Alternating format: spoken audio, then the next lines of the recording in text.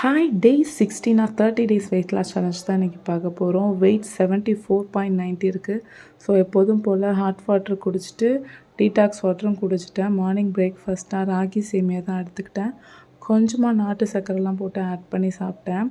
லஞ்சுக்கு கருவேப்பிலை சாதம், லெமன் ரைஸ், பொட்டேட்டோ ஃப்ரை, அப்புறம் 2 ஃப்ரெஷ் எடுத்துக்கிட்டேன்.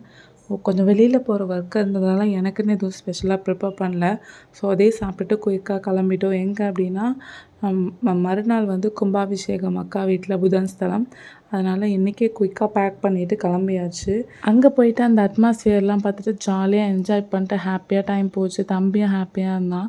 ஸோ ஒர்க் அவுட் எதுவும் பண்ணல. ஸோ அதனால் வாக்கிங் ஏதாவது பண்ணலான் இருந்தேன். பட் ஃபேமிலியோடு ஸ்பெண்ட் பண்ணி டைம் கரெக்டாகிட்டு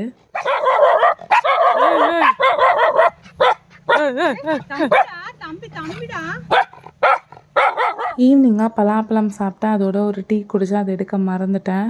ஸோ யாகசாலை பார்க்க கிளம்பிட்டோம். அப்புறம் துர்கா ஸ்டாலின் வீடை வந்து அழகாக டெக்கர் பண்ணி வச்சுருந்தாங்க. அதையும் பார்த்துட்டே போனோம். இதுதான் அவங்க வீடு அப்படின்னுட்டு. அப்புறம் கோயிலுக்கு போகிறதுக்கு முன்னாடி பேனரில் அழகாக கோயில் மாதிரி டெக்கர் பண்ணி செட் பண்ணியிருந்தாங்க. பார்க்கவே நல்லா இருந்தது. டின்னருக்கு வந்து சப்பாத்தி, இட்லி, அது மாதிரி உப்புமா அது மாதிரி எடுத்துக்கிட்டேன். இதில் நாங்கள் 2 பேரும் ஷேர் பண்ணி சாப்பிட்டோம். ஹாஃப் எடுத்துக்கிட்டேன். இன்றைக்கி 3 கிலோமீட்டர் தான் நடந்தேன். ஃபிசிக்கல் ஆக்டிவிட்டீஸ் எதுவும் பண்ண முடியல. ஸோ இன்னைய டே இப்படி தான் போச்சு.